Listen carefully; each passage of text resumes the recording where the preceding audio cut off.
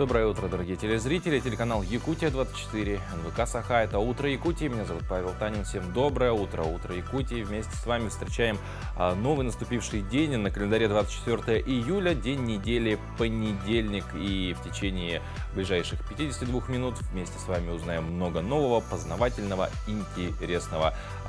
Собственно, для этого мы каждое утро по будням выходим сюда в эфир, чтобы зарядить вас как минимум на рабочий лад, на хорошее настроение на весь день. Потому что настроение, если будет хорошим, то и день пройдет замечательно. Вот о чем мы сегодня будем говорить. Понедельник – день тяжелый. Расскажем, как поменять свое отношение, собственно, к первому дню недели и какие ритуалы помогут поднять настроение. В Якутске 4-5 августа пройдет масштабное мероприятие в сфере бизнеса. Это 4-я практическая бизнес-конференция Якутии под девизом «Сильный бизнес, сильная Якутия». Секретами успеха поделится наш утренний гость, эксперт-бизнесмен Георгий Карамзин. Тем, кто собирается в отпуск, для вас мы подготовили полезные советы. Выбор отеля, пожалуй, является ключевым вопросом в планировании отдыха, ведь от него зависит отпуск. Как это сделать самостоятельно, а главное правильно, расскажет наша рубрика «Советы юриста».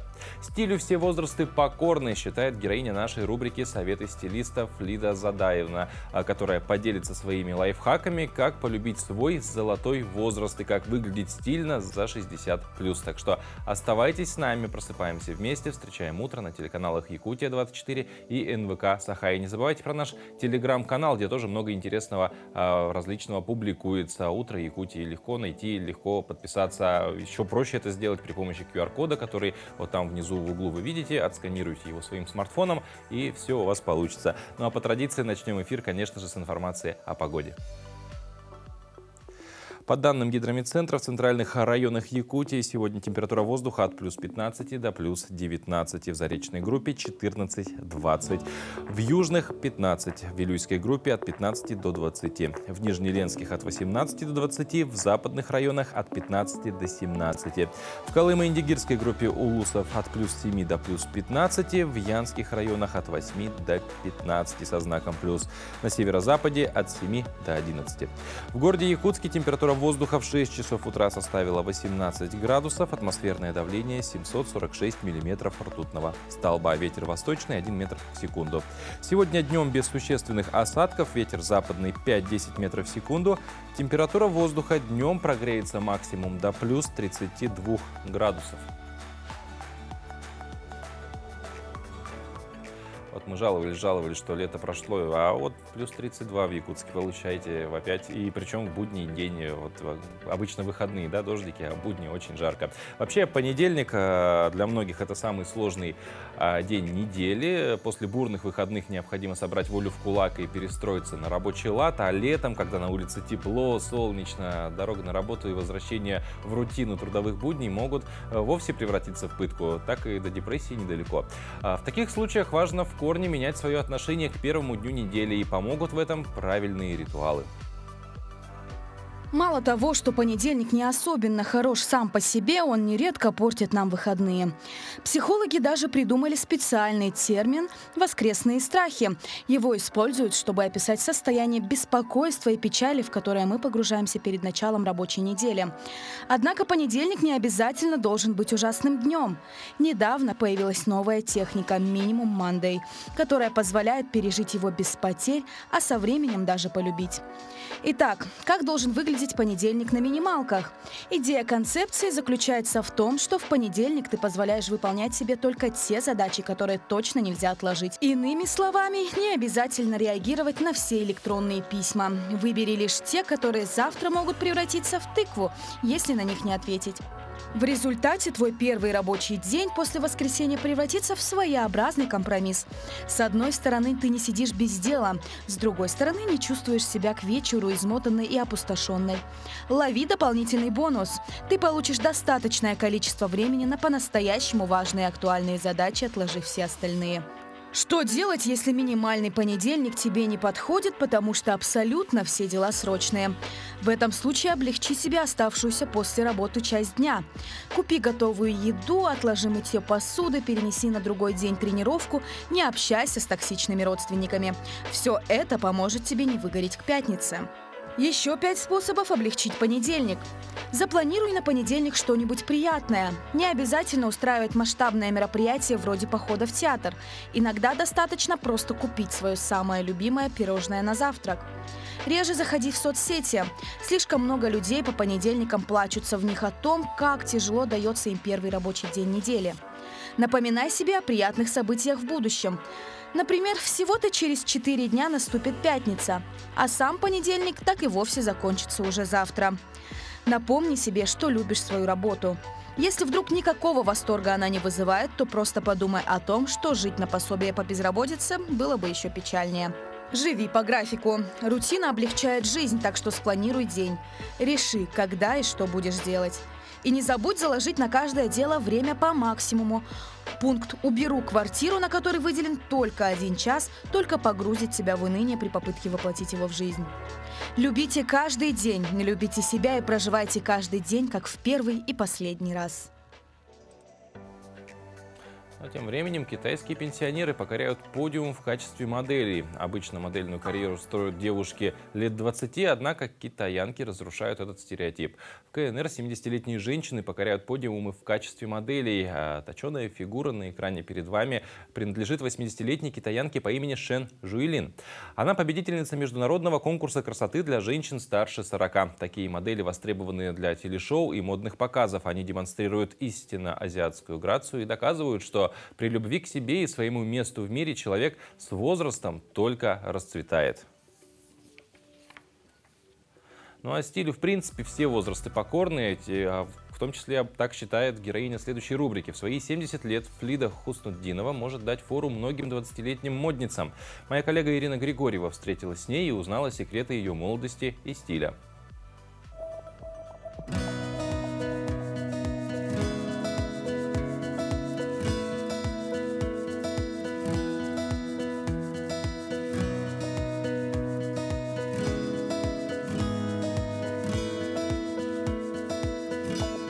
Доброе утро. Ну, мы решили разнообразить рубрику. Обычно модельеры, стилисты рассказывают о новых тенденциях, о новых направлениях моды. Но я хочу вас познакомить сегодня с Флидой Задаевной. Она вот яркий пример, можно сказать, того, что как можно одеваться стильно, интересно, свежо в любом возрасте. Флида Задаевна, расскажите, пожалуйста, вот как вы нашли себя, как вы нашли свой стиль? Ну, свой стиль я нашла как-то... У меня началось с молодости. Я с детства одевалась по-другому. Любую вещь я могла переделать на свой лад. Для себя я шила одежду, вязала я для себя очень много. Флида Задаевна, вот извините за нескромный вопрос. Обычно вот женщины спрашивают, вот вам сколько лет? Мне 70 лет нынче исполнилось в феврале. Ну, отлично, вы вообще классно выглядите. Вообще, вот как люди на вас реагируют? Сколько вам лет? Когда я говорю, они не верят даже. Ну, бывают такие случаи. Ну, поэтому обычно я всегда отличалась, думаю, буду отличаться, и на меня смотрят мои покупатели, стараются, как я одеваться.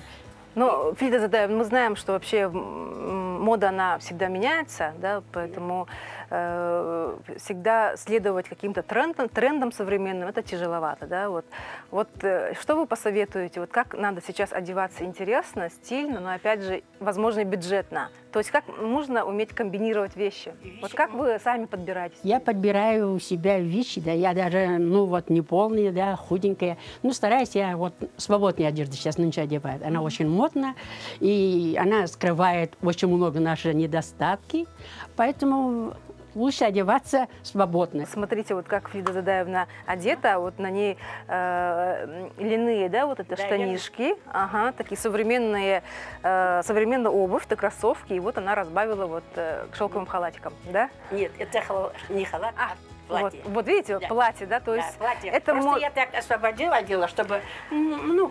То есть, на первый взгляд, кажется, да, как будто, да, да такой домашний будто, халат, да, но это вот платье, да, то есть она умеет комбинировать. Изучаете там, допустим, интернет, да, там еще там фотографии, там всякие вот различные вот интересные модные издания, или все-таки оно у вас изнутри? Она мне изнутри идет. Я когда же вот вещи покупаю, которые я продаю, да, и шапки, и там что-то другое, сумки, ну, я сама выбираю, и моим клиентам это все очень нравится. Никто не учил, а я же сама себя начала. Когда я из деревни уехала в 1969 году, И когда я начала учиться, никто не думал, что я деревенская. Деревня приезжали, штапельные платья, там на трико где-то носочки. Я уже приехала совсем другой одеждой. Работала как спортсмен, работала в своей жизни. А потом уже последние 7 лет работала в депутатском ГОКе, крановщицей. А до этого в депутатском ГОКе работала по спартийской. В общем, крановщица так сейчас выглядит. Нет, на кран тоже я пришла. Сейчас модная кроссовка. Тогда я пришла кроссовкой, джинсовой, покисных рубашках. Поэтому все ходили в комбинезонах рабочих, но я этого никогда не одевала. Женщина просыпается рано утром, да, вот совсем мало времени остается на себя. То есть нам нужно быстро собраться, быстренько попить кофе, там, не знаю, собраться и бежать на работу. Вот все-таки как нужно себя, женщине, красиво настроить на то, чтобы день прошел классно, да, и чтобы выглядеть классно? Просыпаться с улыбкой. Настроение все равно приходит, как ты просыпаешься. И у вас появляется настроение, и уже вы продумываете свой гардероб. Да, уже продумаю свой гардероб. Ну, спасибо большое вам за это интересное интервью. Я надеюсь, что нашим телезрителям было очень интересно сегодня познакомиться с Вида Задаевной, которая, вот, несмотря на свой золотой возраст, да, выглядит прямо, блестит, переливается, как золото. Спасибо вам большое за то, что вы так хорошо выглядите, и то, что даете такой классный, позитивный пример людям, которые хотят быть стильными. Спасибо большое.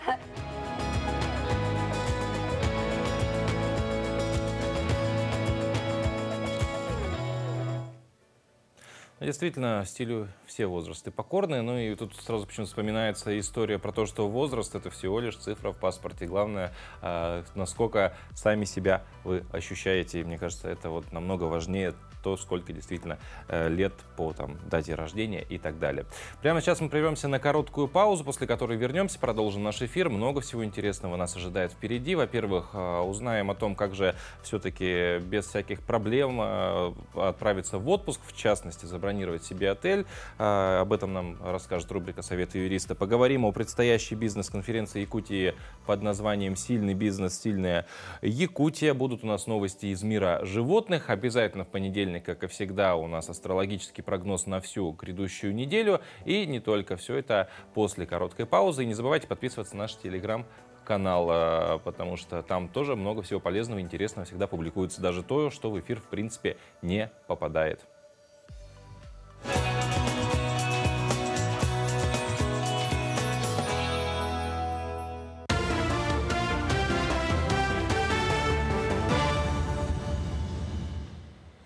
Коллеги, доброе утро. Доброе утро, Якутия. Сейчас блок новостей.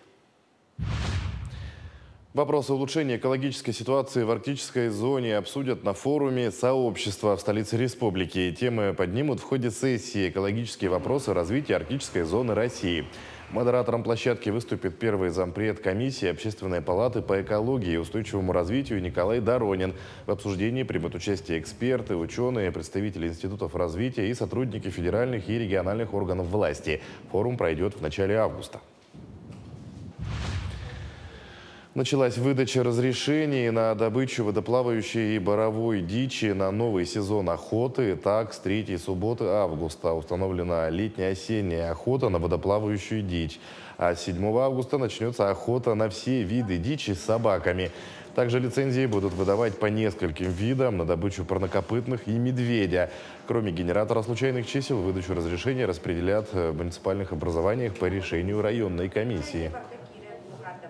В территориальных подразделениях Министерства экологии, инспекциях, комитетах началась выдача разрешений на общедоступные охотничьи угодья. Охотники могут подавать заявления через личный прием и использованием портала госуслуг Е-Якутия. Для удобства охотников у нас в городе Якутске будут открыты несколько пунктов по выдаче разрешений охотникам, которые подали через портал госуслуг Е-Якутия заявление.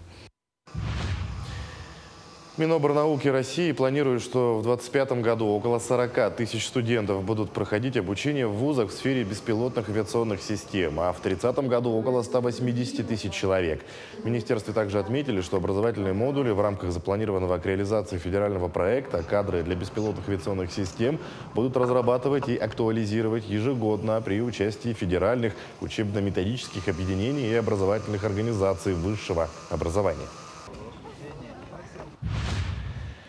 Мощи святого Георгия Победоносца побывали в Якутске в рамках масштабного крестного хода. Реликвия представляет частицу святых нетленных останков возрастом более 1500 лет. Помолиться перед святыней желающие могли в Преображенском кафедральном соборе, затем мощи отправились в Мирный. Согласно преданию, при касании мощей можно исцелиться от болезней, получить защиту от бед и несчастий, избавиться от зависимости и обрести духовную силу. Сегодня ковчег с мощами прибывает в вашем городе, где жители и края, и города могут приложиться, помолиться о родных, близких, о тех, кто сейчас в зоне специальной военной операции несет свою службу, и помолиться также, найти утешение, в том числе и вот у мощей святого Георгия Победоносца. Будет сегодня в течение дня в 16:00 ковчег отправляется в город Мирный. Театр Лонхо с аншлагом выступил на фестивале «Возрождение. Эпос в современном прочтении». Его провели в историческом парке города Болгар в Татарстане. На фестивале театр Лонхо был единственным театром, представляющим Якутию. Театр привез спектакль о воительнице, богине, богатырке из Верхнего мира, которая готова защитить весь Срединный мир. Спектакль посетили гости из Казани, коллеги из театров Татарстана, гости и участники фестиваля, студенты ГИТИС, зарубежные коллеги, а также члены якутской диаспоры. В Мирном выберут лучшие трудовые и оздоровительные лагеря. Жюри оценит планы занятости и отдыха детей. В летний сезон обратят особое внимание на программу для инвалидов и детей из малообеспеченных семей. Районный конкурс «Мирное лето» завершится 1 августа. Экспертная комиссия определит призеров и победителя. А лучшую программу представят на региональном этапе всероссийского конкурса. В этом году конкурс посвящен Году педагога и наставника в Российской Федерации, а также Году труда в Республике Саха-Якутия. На конкурс образовательные организации направляют свои воспитательные программы по летнему отдыху, а также прилагают фото и видеоматериалы.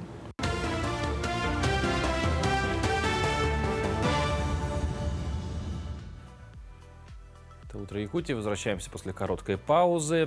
Выбор отеля, пожалуй, является ключевым вопросом в планировании отдыха, ведь от него зависит сам отпуск. Самостоятельное бронирование гостиниц в большинстве случаев обойдется дешевле, чем если вы обратились бы за помощью к турфирмам. Онлайн-бронирование экономит не только время, но и деньги. Как это сделать самостоятельно, а главное, правильно, расскажет наша рубрика «Советы юриста». Доброе утро, дорогие телезрители! И продолжаем тему отпуска. Сейчас поговорим о том, как забронировать номер в гостинице. Нужно ознакомиться со всеми данными о номере. То есть заранее ознакомимся, что это стандарт, люкс, то есть класс номера. Далее знакомимся о заезде, выезде из гостиницы. То есть стандартно у нас заезд в 2 часа, выезд в 12 часов. Это стандартные условия. Бывает, что они отличаются. То есть возможно ранний заезд, ранний выезд. Да? То есть это все указывается при бронировании и возможно какая-то доплата. Далее у нас 2 вида бронирования. Это гарантированное. То есть что это значит? Что вас ждут ровно сутки. То есть получается, вас ждут до следующего дня за днем бронирования. То есть вы должны были заехать, допустим, 8 до 9 числа, времени выезда 12 часов вас будут ожидать. И это время простое. То есть если вы поздно отменили такое бронирование, то за сутки вам денежные средства не возвращаются, они удерживаются. И не гарантированные. То есть когда вас ждут в день въезда. То есть вы должны заехать 9 числа в 12 часов, или если ранее, или в 2 часа, если стандартный заезд, да, и до этого времени вас ждут, допустим, до часу. Далее бронирование отменяется. Это нужно учитывать. Если вы опаздываете, задерживаетесь, лучше известить гостиницу, то есть позвонить, написать администратору, чтобы за вами осталась негарантированная бронь. допустим, вы должны были заехать в 2 часа, к сожалению, в 2 часа вас нет, у вас получается, что самолет задержали, вы прилетите только в 6 часов вечера, обязательно гостиницу нужно известить, потому что если вы не вносили плату, у вас не гарантированное бронирование, а бронирование отменяется согласно стандартных условий, то есть через 30 минут, например, после времени заезда, которое было обозначено гостем. Внимательно, пожалуйста, читайте подтверждающие документы, то есть когда вы забронировали номер, еще раз ознакомьтесь со своими документами о бронировании, то есть номер бронирования, местонахождение гостиницы. Бывает, что наименования совпадают, если это сетевые гостиницы, да, то есть хотели в один корпус попасть, попали в другой, наименование корпуса, номер, класс, который вы забронировали, то есть стандарт, люкс, полулюкс и так далее. Почему? Потому что, когда вы приезжаете, возможно, нехватка номеров. То есть вы зашли, вроде бы посмотрели картинки, все красиво, не совпадает, вам не нравится. Здесь нужно учитывать следующее.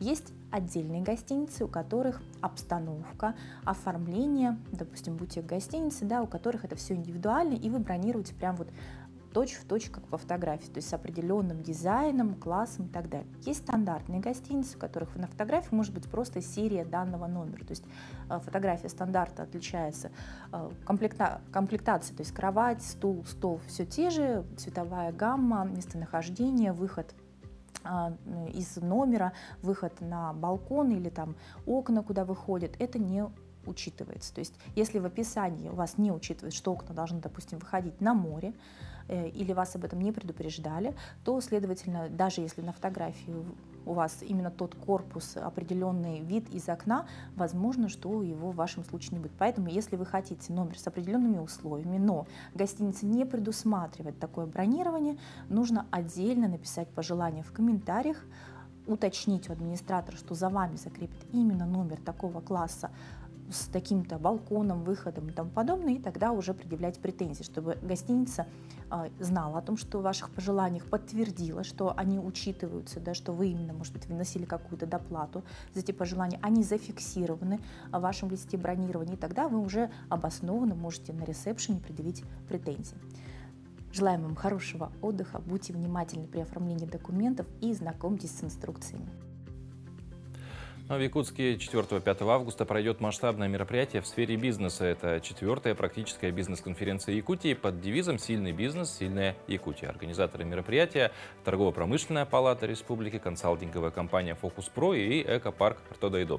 Целых 2 дня в местности Артодайдо предприниматели, бизнесмены, топовые сотрудники организации будут обмениваться знаниями и опытом и, конечно, искать идеи и вдохновения на улучшение и развитие своего бизнеса. Бизнес-конференция собирает на выступление лучших экспертов в сфере развития бизнеса из Москвы, Санкт-Петербурга, Калининграда даже. Самым уникальным на конференции будет, конечно, выступление представителей якутского бизнеса. Только 20 лучших выступят на конференции и поделятся с аудиторией секретами и успешными практиками по расширению, укреплению и развитию предпринимательства. Среди этих спикеров, конечно, присутствует и гость нашей студии. Это Георгий Олегович Карамзин, бизнесмен с огромным опытом, основатель и владелец компании «Утум Плюс».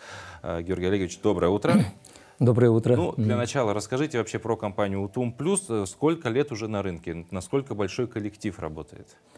Ну, наша компания «Утум Плюс» вообще организована была в 2001 году. Вначале я сам архитектор, и с того времени мы начинали с проектирования. И постепенно мы росли, и на данный момент мы занимаемся начиная от проектирования, строительства и управления объектами. Если войти, например, любой предлагаемый участок, мы берем и начинаем смотреть, думать, что же можно на этом участке сделать полезного для горожан. И посмотрев, подумав, что можно здесь какое-то лучшее, предложение которого нету в городе, иногда мы предлагаем дома с интересными предложениями, ну, стараемся выделиться, интересные предложения сделать. После этого, сделав проект, конкурс проведя, мы уже начинаем работать сам проект, проходит экспертизу, потом само строительство. После этого, естественно, уже идет и маркетинг, продажи, с банками работаем плотно. И после этого уже, когда дом достроим, мы уже отдаем нашей управляющей компании.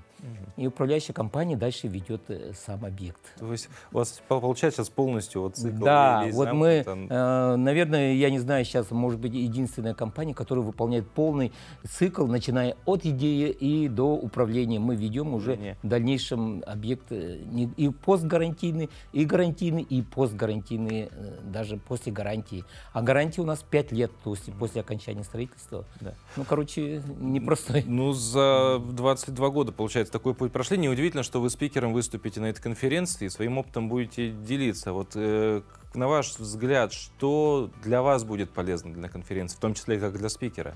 Ну, для меня полезно это вообще сама конференция, она уникальна тем, что здесь встречаются предприниматели разных профилей, разных ориентаций, направлений. А мы еще бы здесь бы то, что встречаются методы управления компаниями разные, и в итоге мы делимся трендами, как управлять, как что делать, чтобы можно было бы полезно принять для себя.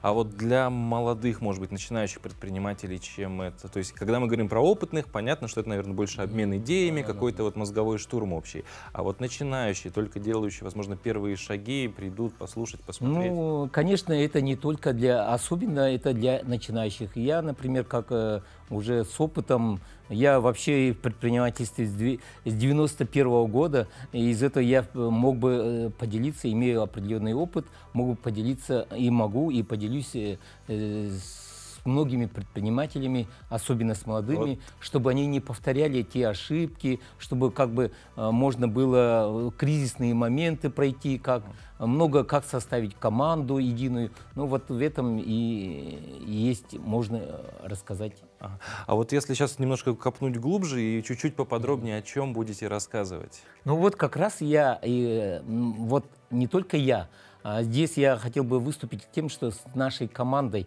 вместе, совместно, это не я один спикер, а мы выходим совместно с командой, и я хочу всем показать, что именно мы сильны командой. И вся наша команда, то, что мы доверие, делегирование, доверие команде и то, что управлять всей компанией, они у меня, например, не просто каждый как себя чувствует винтиками в этом деле, они понимают, что они могут внести лепту в развитие и предложение в развитие не только нашей компании, а в итоге в развитии города. Ну вот да, мы когда с предпринимателями в принципе разговариваем, к нам в студию в гости приходят, часто слышим, что все зависит от команды, но тем не менее команда — это один из ключевых моментов, но есть вот этот человек, который все это начинает, который все это организовывает. И вот в связи с этим вопрос: как думаете, что самое главное, чтобы быть предпринимателем и при этом добиваться успеха, как бы не потеряться там быстро где-то? Что самое главное? Ну, я бы сказал вообще самое главное быть честным.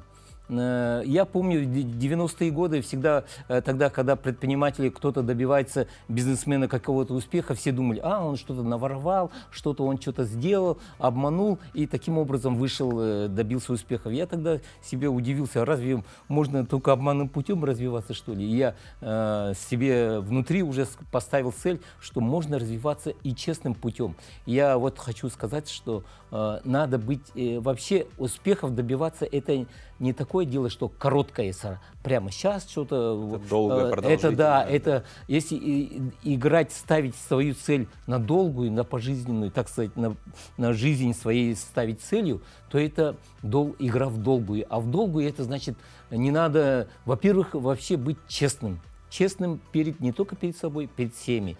И открытость, честность, и быть доверчивым к своим сотрудникам, уважать, любить своих сотрудников. А сотрудники — это как единая команда, и мы смотрим всю миссию и всей нашей компании, как надо пользу принести, какую для города, для горожан. И вот это все в общей массе, если смотреть, тогда это и дает успех к развитию. Так что не надо ставить коротких, мелких, так сказать, сегодняшних надо успехов. играть в долгую. Да. Ну вот и говоря про, опять же, вы вот сказали, с 90-х ваш бизнес, вообще за предпринимательство начиналось, вы много эпох, да, застали. Вот на сегодня, уже там 2023 год, что нужно предпринимателю, чтобы быть конкурентным вот в своей области? Ну вот конкурентным, вот, во-первых, конкурентные сейчас времена такие сложные. Надо быть, во-первых, современным, надо быть в тренде нового времени, в веянии сейчас цифровизации, все вот электронное, так сказать, но в то же время это оно приносит пользу. Это надо уметь. Во-первых, во-вторых, я сказал, что надо иметь команду, и самое главное быть честным и думать о населении, о том, что ты какую пользу принесет вот твоя компания, твоя цель, что принесет для города. Если ставить такие большие глобальные цели, и в принципе это и есть выделение среди других и быть конкурентоспособным. То есть, в принципе, мы все равно возвращаемся к тому, что все зависит от настроя играть в долгую. Ну, завершая нашу беседу, я думаю, будет справедливо спросить, точнее спросить вот ваши пожелания предпринимателям, особенно вот тем, кто придут участвовать вот в этой конференции, придут послушать, кто-то, может быть, придет рассказать что-то. Но я бы хотел бы пожелание, во-первых, надо все время учиться, саморазвиваться, не надо останавливаться, надо быть открытым, общественным, так сказать, со всеми делиться, встречаться побольше и смотреть на все позитивно. Когда человек смотрит на все позитивно, с открытыми, так сказать, забралом, так сказать, открытыми идет, ну, и тогда этот человек может добиться больших успехов. Георгий Олегович, спасибо большое. Удачи вам в вашей работе. Ну, а мы продолжаем наш эфир. В сафари-парке Тайган в Крыму родились белые львята. У пары редких белых львов в крымском сафари-парке появилось потомство. 2 детенышам всего 3 дня от роду, но они очень крупные и крепкие. Львят выкармливает мама, молока у нее достаточно.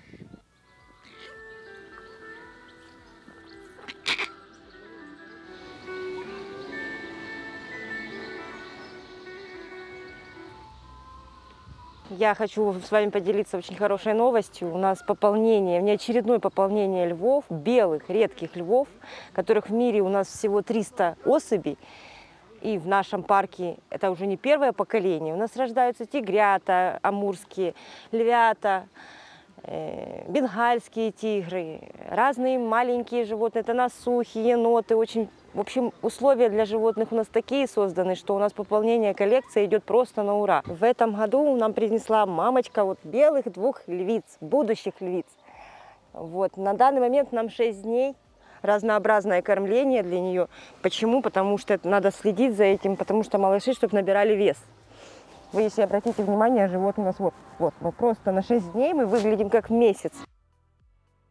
Белых львов на планете всего около 300 особей, и появление потомства у них большая радость, рассказал Зубков. Белые львы сегодня живут только в зоопарках. В августе малышей уже покажут посетителям парка. Они останутся жить в Тайгане. Сибирскую колибри сняли на видео в Якутии. Жители села Усть-Мая сняли на видео необычную крупную бабочку, которая напоминает колибри. Это бабочка семейства бражников. В народе ее называют сибирской колибри. Бражники, как и колибри, собирают нектар, зависая и порхая над цветком, а их длинный хоботок похож на клюв птицы. Бражники особенно любят нектар петуний, поэтому неудивительно, что именно этот цветок привлек внимание насекомого.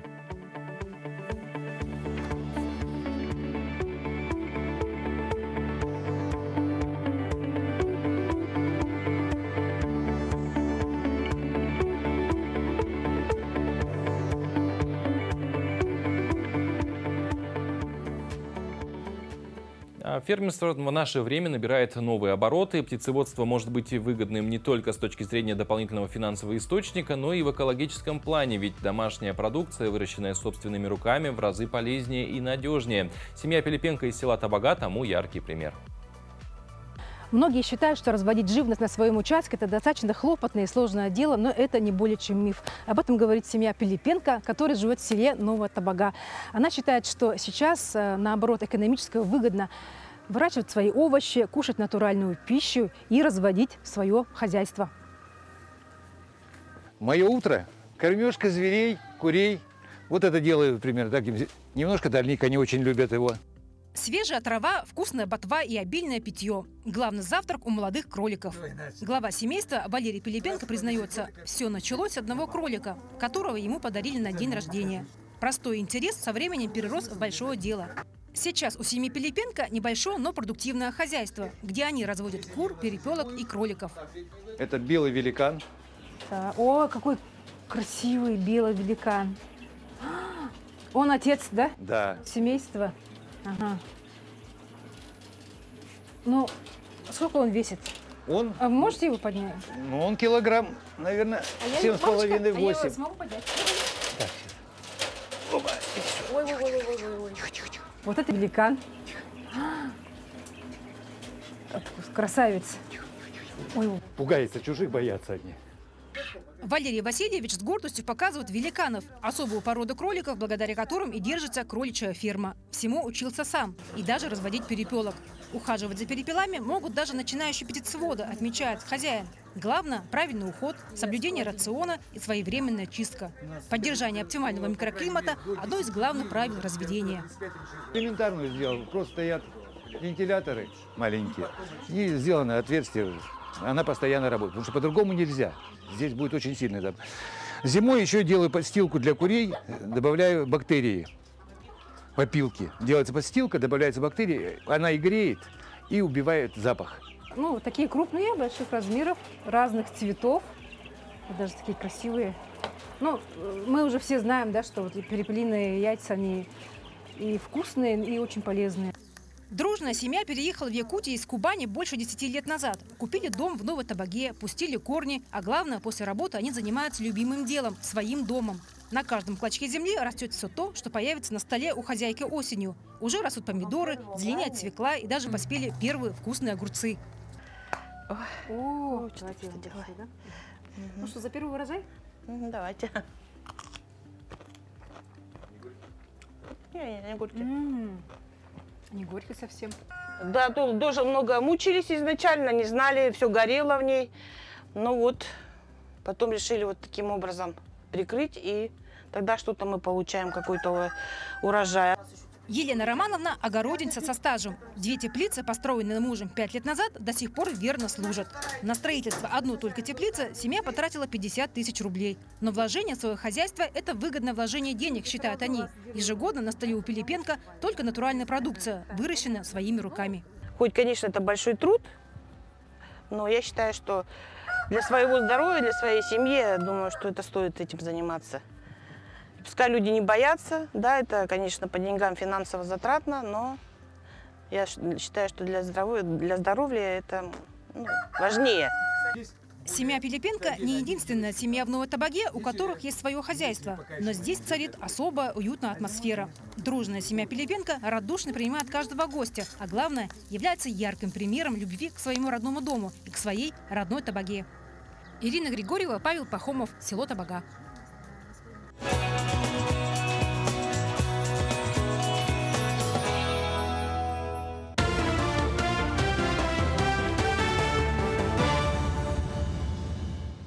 Якутия, доброе утро. Предлагаем блок новостей.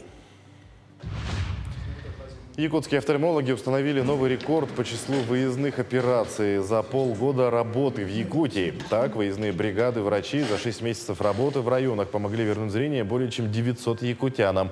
По словам главврача Якутской офтальмологической больницы Ивана Луцкана, за первые полгода передвижной комплекс побывал в 14 улусах, в том числе впервые в Арктике. А в начале июля врачи трудились в райцентрах Южной Якутии, и многие пациенты остались очень довольны работой медиков. Повышение цены на бензин может сработать одним из сигналов для тех, кто задумывался, но пока еще не решил перевести автомобиль на газомоторное топливо. В Якутии уже не первый год действует программа субсидирования, по которой государство оплачивает 90% стоимости перевода автомобиля на газ. В Якутске и других городах республики активно развиваются сети газозаправочных станций. Помимо очевидной экономии, газомоторное топливо обладает и более низким классом пожароопасности, чем жидкости, бензин или дизтопливо. То есть топливо газовое, метан, как было и в прошлом году, и неделю назад, и 2, и 3 года назад, стабильно 20 рублей 50 копеек. То есть стабильно здесь, да, то есть нету этой индексации бесконечной. Вот мы только что с вами видели, заправлялась очередная семья. По-моему, это лучший лучший момент как раз, да, и воспользоваться, и получить экономию для своего семейного бюджета. Кстати, за последний год у нас рост потребления метана, у нас только в республике, 23%. Шахтерам рудника Айхал пришел на помощь настоящий робот. Специалисты Центра инноваций и технологий Алроса привезли в Айхальский комбинат гусеничного робота и провели первые опытные испытания. В перспективе такая машина сможет работать на тех участках шахты, где небезопасно находиться человеку. В России единицы таких роботов, большая часть состоит на балансе спецслужб. Специалисты Айхальского комбината уже придумали, как использовать его на производстве. Он может снимать хвостовые трубы изнутри и производить специальные замеры в шахтах с дополнительным оборудованием. К таким специфическим работам относятся, например, съемка очистного пространства в камерах, отработанных рудника Айхал. Такие работы, как дробление негабаритов в труднодоступных местах. Ну и ряд работ, которые, в принципе, на данный момент можно выполнить при помощи этого специального оборудования. Новые спортивные объекты построят к спартакиаде игры «Манчары» в Татинском районе. Это стадион с трибуной на 1000 мест и многофункциональный оздоровительно-спортивный комплекс в селе Тыкёль, зал борьбы и физкультурно-оздоровительный комплекс открытого типа в селе Боробул, ипподром с трибуной на 1500 посадочных мест и конюшни в Тыкёле. Кроме того, будут проведены работы по модернизации котельных, освещения, водоснабжения, ремонту дороги и объектов образования, где разместят участников спартакиады, строят школу-интернат и детский многофункциональный центр. Сегодня глава республики провел заседание Организационного комитета по проведению игр «Манчары» в 2025 году. Перед стройкомплексом стоит задача построить 3 больших объекта. Это у нас стадион на 1000 мест, это у нас многофункциональный оздоровительный культурно-спортивный комплекс, да, и в селе Черкёх строительство модульного спортзала. Задача поставлена уже в этом году работы начать, да, поэтому даны соответствующие поручения нам, строительному комплексу Министерства строительства, даны поручения в адрес финансово-экономического блока правительства, Министерства спорта, чтобы мы все организационные моменты для решения этих задач и к началу игр эти объекты построили. Якутянка Пелагея Григорьева завоевала золото всероссийского турнира по легкой атлетике в Москве. Соревнования завершились на стадионе Олимпийского центра братьев Знаменских. В составе сборной Якутии Григорьева финишировала первой на дистанции 800 метров. При этом спортсменка показала личный рекорд. Напомним, в июле якутянка выиграла 2 золотые медали чемпионата России по легкой атлетике среди студентов. Представительница СВФУ выиграла финальные забеги на дистанциях в 1500 и 800 метров. К текущему часу это все новости. Всего доброго и удачного дня.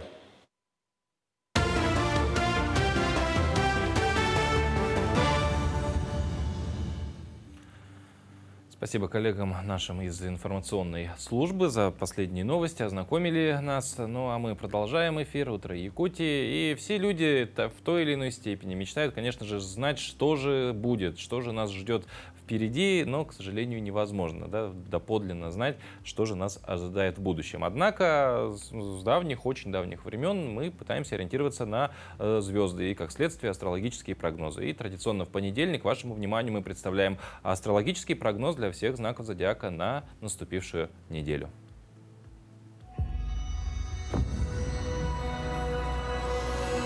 Овны, в этот период вы можете пережить серьезные испытания, но вам удастся сделать правильные выводы. Будьте уверенными в себе. Тельцы, старайтесь больше экономить, сосредоточьтесь на самых важных делах, радуйтесь каждой мелочи. Близнецы, вас ждет позитивная неделя, вы можете заняться креативной работой, больше общайтесь с окружающими, вы можете наладить личную жизнь. Раки, не стоит брать на себя много обязанностей, больше отдыхайте и расслабляйтесь, не стоит обращать внимание на ожидания окружающих, оставьте в прошлом все обиды. Львы, вас ждет невероятно продуктивный период, старайтесь более расчетливо подходить ко всем делам, контролируйте себя. Девы, будьте дисциплинированными, не давайте волю эмоциям, не отвлекайтесь на конфликты, спешка помешает вашему успеху. Весы, вы можете стать менее активными, возможно, в какие-то моменты вы будете ощущать переутомление, будьте готовы принимать верные решения. Скорпионы, будьте предельно внимательными, доверяйте родным и близким, будьте осторожными в общении, не переутомляйтесь. Стрельцы, у вас будет возможность отправиться в путешествие. Помните о том, что черная полоса закончится рано или поздно. Избегайте конфликтов, сохраняйте позитивный настрой. Козероги, будьте уверенными в себе и занимайтесь самыми важными делами. Возможно, вашим близким потребуется ваша помощь.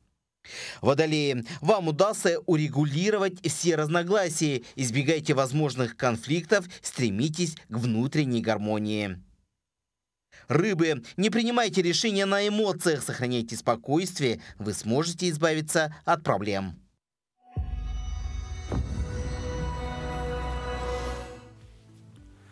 Ну а мы еще одну новость из мира животных хотим вам рассказать. В Армении медведицы с детенышами потерлись спинами перед фотоловушкой Хасровского заповедника. Сотрудники государственного заповедника Хасровский лес, расположенного в Араратской области, поймали на фотоловушку редкие кадры семейных будней медведицы с детенышами. На этом видео косолапые позируют на камеру и трутся спиной об утес. Вдоволь начесавшись, хищница идет проверять, не убежали ли медвежата. Государственный заповедник Хасровский лес, основанный в 1958 году, занимает площадь около 23 тысяч гектаров. Крутые склоны и цветочные поляны Хасровского леса – место обитания эндемиков, таких как бурый медведь и безобразный козел, которые внесены в Красную книгу Армении.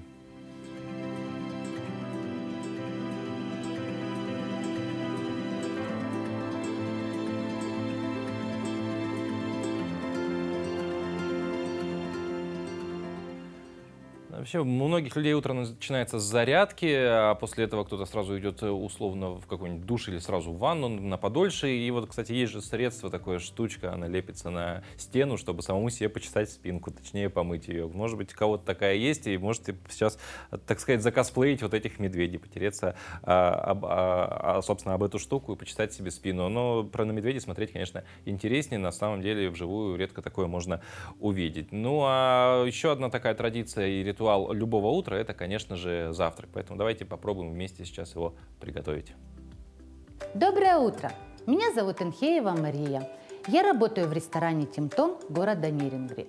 И сегодня мы с вами будем готовить вкусные и нежные сырники.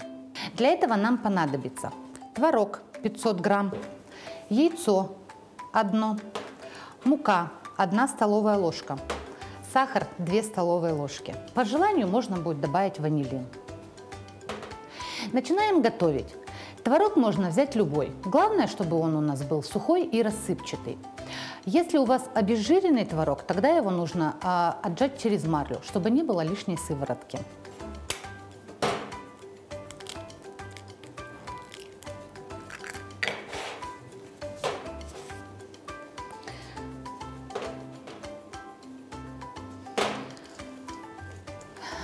Творог у нас уже протертый, поэтому рекомендую его протереть через сито, чтобы сырники наши были очень нежные и очень вкусные.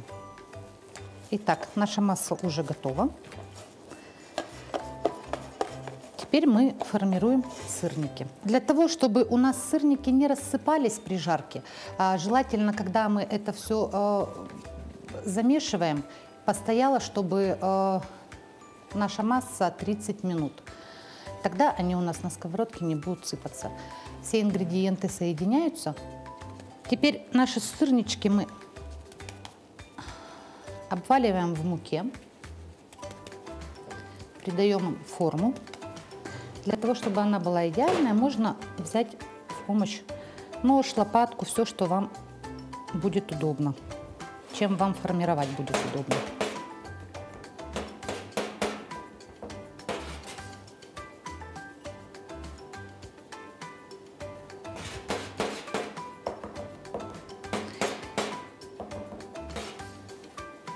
И если вдруг так получилось, что вы не сразу начали жарить сырники, то для того, чтобы у нас был колер красивый, нам предварительно нужно будет тоже обвалять их в муке, так как когда они стоят, мука впитывается, и они становятся влажные. Ну вот, форму сырника мы придали, осталось обжарить их с 2 сторон и убираем в разогретую духовку до 180 градусов на 5 минут.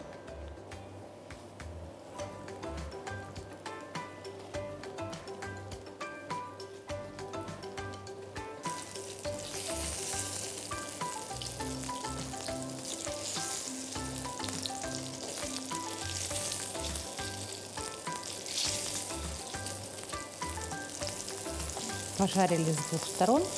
И теперь мы убираем в духовочку на 5 минут.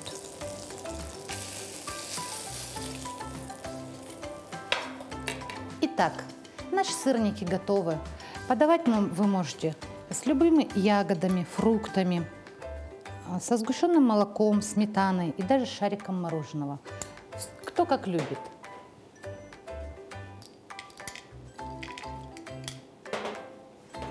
Приятного аппетита!